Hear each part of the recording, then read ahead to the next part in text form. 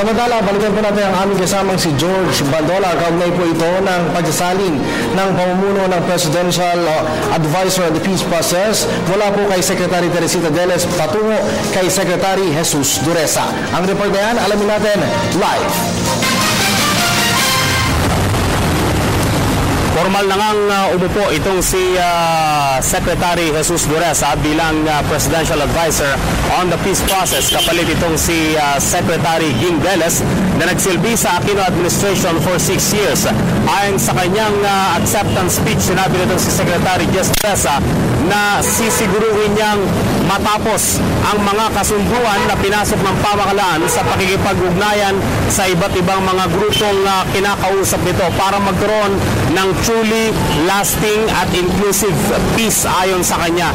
Sinabi pa rito si Secretary Duresa na ayaw niyang tawaging turnover ang nangyari kanina sa pagitan nila ni Secretary Ging Deles, kundi continuity lamang di umano dahil halos silang dalawa ay naging pabalik-balik na rin dito sa Office of the Presidential Advisor on the Peace Process. At kung ano yung kanilang mga naunang nagawa ay pagpapatuloy lamang sa administrasyon nitong si Pangulong Rodrigo Duterte. Sa panig nitong si Secretary Jess Duresa, ayon sa kanya, ang pakikipag-ugnayan sa New People's Army ay isa sa mga mahalagang bagay na kanyang pagtutunan.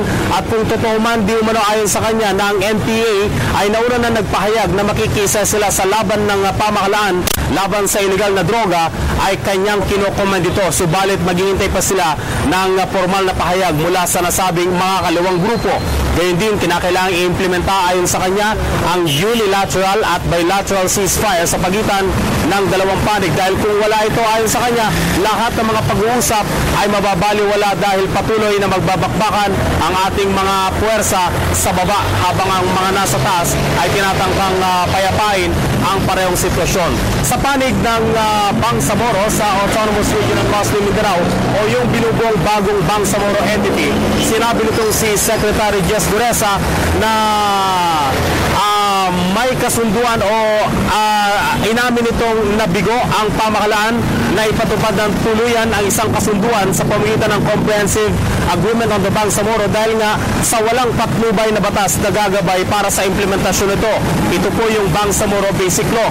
Pagtitiyak nito si Secretary Duresa, kukonsultahin niya ang lahat ng mga Muslim groups at lalong-lalo na sa panig ng Moro Islamic Liberation Front at siyempre ng pamahalaan at magkakaroon ng isang bill ang mga ito. Lahat ng mga rekomendasyon, lahat ng mga suhestyon para mapag-igi ang katayuan ng ating mga kababayan sa Mindanao, iipunin at pag-iisahin at ito yung ipapasa sa bagong kongreso ngayon sa pamumuno nitong si House o incoming House Speaker Pantaleon Alvarez. Ayon sa kanya, tinatayang matutuldukan na yung at magkakaroon na ng governing law itong naunang napirmahang Comprehensive Agreement on the Bangsamoro.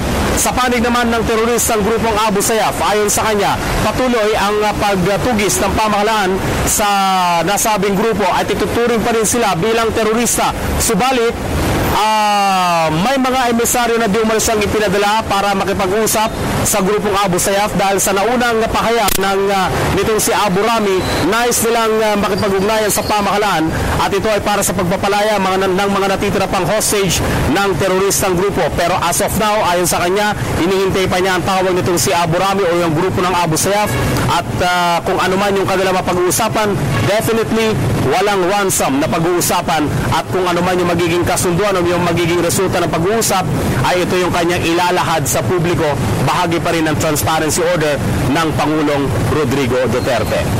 Formal na ngang naupo itong si Secretary Jess Duresa at ayon sa kanya, magkakaroon lamang ng ilang mga pagbabago, lalong-lalo dun sa paghawak ng ilang mga mahalagang posisyon sa Office of the Presidential Advisor on the Peace Process. Pero sa kabuuan niya, tuloy ang trabaho ng OPAP, lalong-lalo na sa mga pakikipag-ugnayan nito sa mga rebelde.